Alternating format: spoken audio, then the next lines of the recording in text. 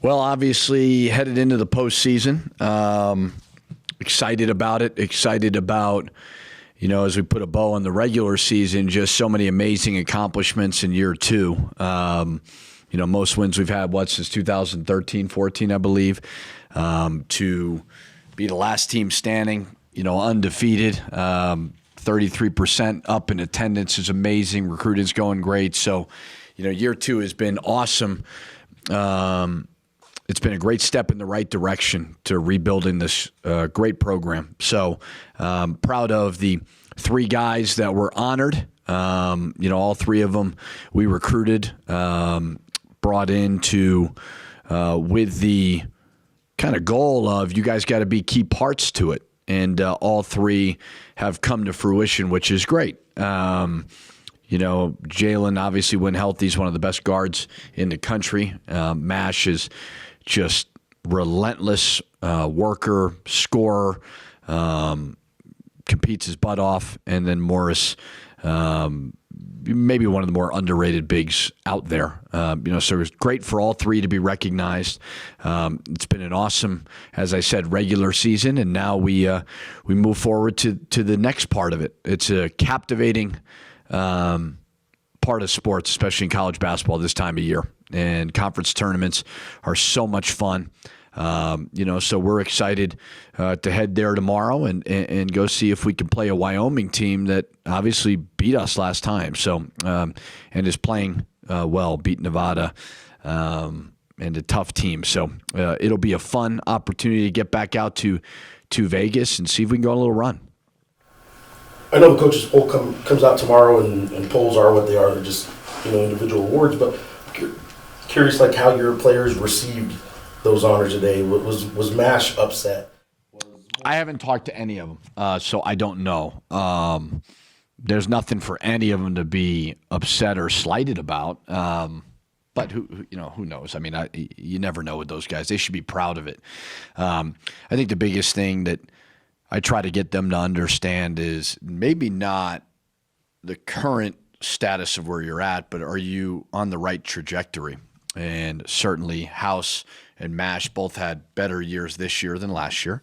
House, obviously, with that injury, certainly set our team back a little bit, but those things happen, unfortunately, in sports. Morris is on a great trajectory, just like our program is. So if we want a little more, I think you could have argued all three of them could have been player of the year. But to me as a coach, it's always good to see guys who win, and we certainly won. I don't think we didn't win, but to get those awards. Going into next week, obviously, it wasn't ideal that you guys would be a 6 seed. It wasn't ideal that you guys were talking about having to win in March to get to the NCAA tournament. But how have the conversations in the locker room changed now that the tournament is here and now that it is win or we don't go to the tournament? Yeah, I mean, I think my goal was never set on NCAA tournament or bust in year two of one of the biggest rebuilds in all of college basketball.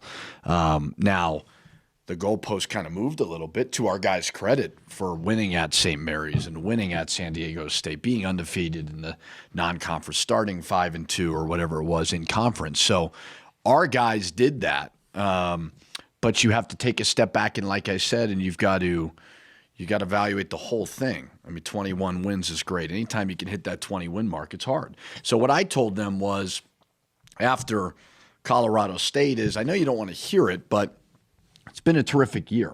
It really has. We've brought Lobo basketball back into the conversation. So don't feel at all that you're not an at-large team, that you're a disappointment. That is so utterly ridiculous. You don't take over a program that won 6 games and add 8 players off during a pandemic and expect right away that this thing is going to be easy, especially not in a conference like this where there's so much stability.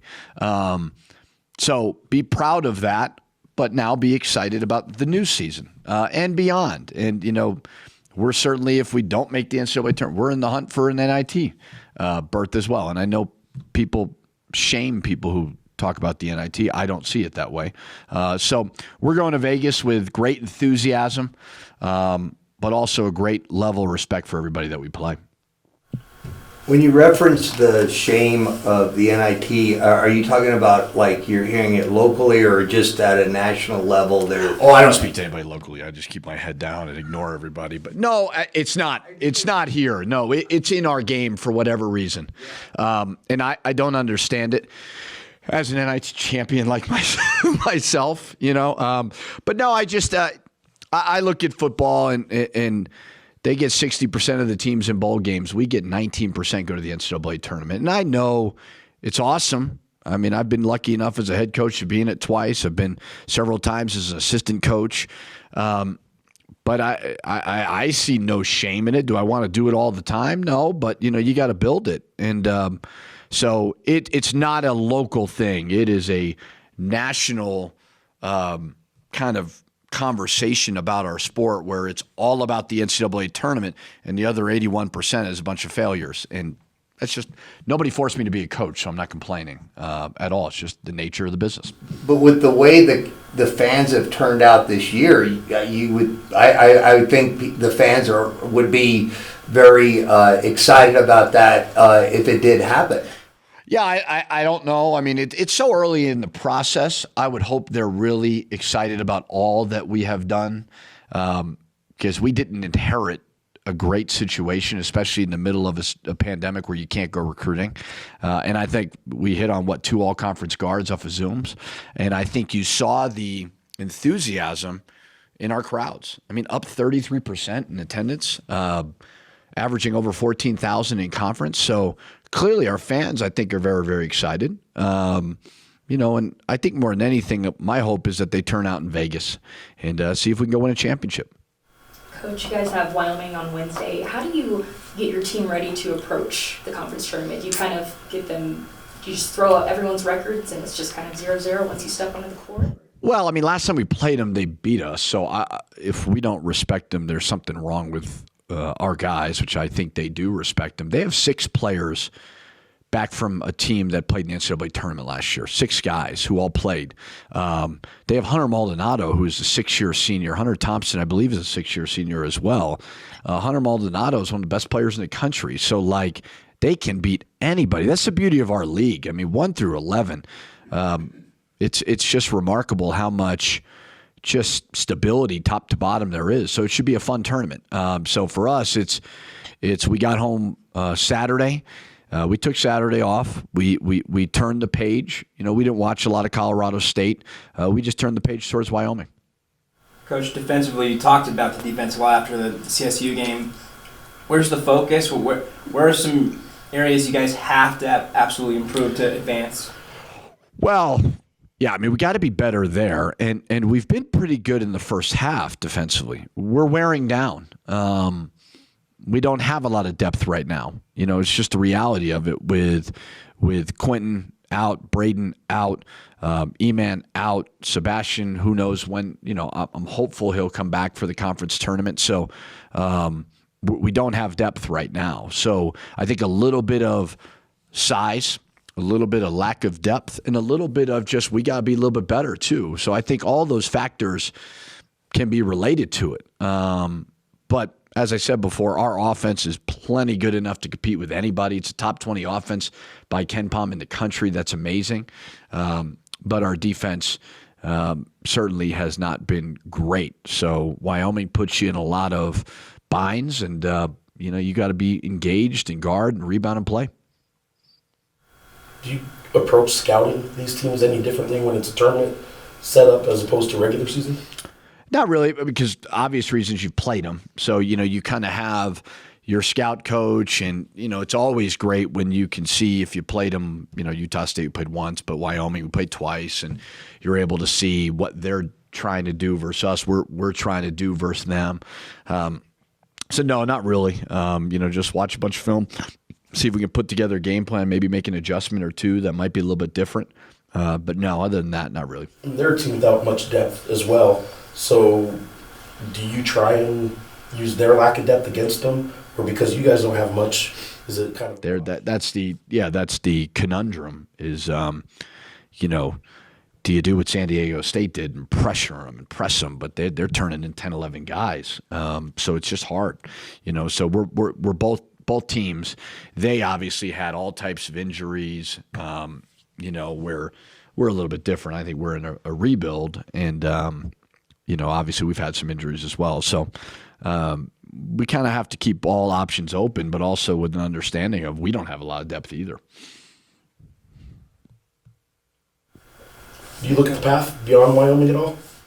Just to see Utah State, just because you got to logistically figure out, okay, when are we playing, if we are lucky enough to win, and what's the scouting and all that. But other than that, no, not really. I mean, it's none of it really matters if you don't beat Wyoming. So my central focus is on our team. Probably 90% of it's our team. Then the 10% of it's on Wyoming. The more and more I do this, the more it's really about my team. And I think the assistant coaches do a great job of scouting and, making suggestions about what it is that we do. But no, I mean, it's all hands on deck for Wyoming. As far as the defense goes, how much of the problem right now defensively is, one-on-one defense, and then how much of it is, it's not like the team defense? I know there's help and all that, but it seems to be more of a team defensive issue as opposed to individual defensive issue. Am I wrong there? Or is it? I would say it's a little bit of everything. I think it is lack of depth, lack of length, accountability from all of us. I think it's all intertwined. I don't think it's like one thing, and that's why people have asked me, why don't you play zone? And I don't see a whole lot of change in what it is that we do versus keep building and keep holding each other accountable, and I think the more depth you have, you can hold guys a little bit more accountable on the defensive side of it, where we're kind of struggling with that right now a little bit. Talk a lot about the fans, obviously, being a big part of this program. And, obviously, they're probably going to be a lot traveling. I know a bunch of people traveling out. How big is that going to be for you guys, too? Well, the fans are everything for this program. The fans are so far ahead of where we're at in the development stage of our program. And that's what's been so fun to see this year is just how quickly we've gotten them back. Because I think a lot of people, when I took the job, said, oh, they're done. They're not coming back. And that's going to take years and years to do that. And to have several crowds of over 15,000 to captivate this community so soon in the process has been amazing. That takes a long time. So that part of it is certainly what we're going to sell to go along with 20-plus wins and all conference players that we recruited and developed and came into our system. But the fans are always going to be kind of the crown jewel of this program. And I've had a lot of people come up to me say they're going to make the trip to Vegas. Hopefully we can win to build those crowds because it's fun to be a part of for sure. I mean, this fan base truly, truly cares. And that is very fun for myself as well as the players to be a part of. One more question on the all-league media part of it. Coaches may be different, but what did you think about Amari Moore getting Player of the Year? Yeah, we all kind of wrestle with who to pick, what to do. Do I really care? Not really, but it's a good conversation. And I was normally Player of the Year. You probably finish in the top 2 or 3 in the league. But I tell you what, whether it was San Diego State, I don't know if you could pick one, and that's probably a testament to them because they're such a good team and such a good program. Second was Boise. It could have been Degenhardt. It could have been Rice. It could have been Shaver, and another program that's a really good team. And then even Utah State, you're sitting there going, well, who's the best player on their team? Nevada the same way. So it's like you had the top 4 where there was no clear-cut number 1 guy. One day it might have been Will Baker. One day it might have been Lucas. One day it might have been Blackshear. And then you go to 5th. Amari Moore is clearly the best player. I believe he's a pro prospect. And then you go to our team 6 where we have 3 guys any given day could be. So it was a very unique kind of all-conference rewards thing because it normally the 5th place team doesn't get the Player of the Year. he very, very deserving. I think Amari Moore is going to have a long career playing professional basketball, but very, very interesting. I don't know if I've seen that often. Coach, in the past, there was one all-conference team, and there was a way to recognize these are the all-conference guys, and the media and the coaches were both involved in the same voting process. Now there are two teams. Would you like to see it where there's just one all-conference team, and we can say that there's not this poll over here and this poll over here, and if so, how would that look? Oh, I don't really care. I don't know. I mean, I think, yeah, it'd be nice, but there's a coaches poll and there's a media poll and top 25. I don't know. It's really different because of you're now getting players of the week. You're getting players of the month, coach of the week, coach of the day. I mean, there's a million different awards, and we're giving these things out in November and December. You know, so it's like so many T-shirts made up and certificates, and it's like, good Lord, can we just wait till the end? I don't know how you get the media and the coaches. I guess you could do one poll. That'd be great. I see some leagues have like 15 guys in their first team all conference. It's like, it's ridiculous. But again, it's to me, and I think for every coach, certainly in the Mountain West as well as any other place I've been, we want winning to be rewarded. And so, you know, we won 21 games and we had 3 all-conference players. And so I think that's a good lesson for maybe somebody in our locker room as well as the kids that we're recruiting, that go to a program where you win. If you want that notoriety and those things, you're going to get an opportunity here within our system if you win. And we were able to obviously do that a little bit.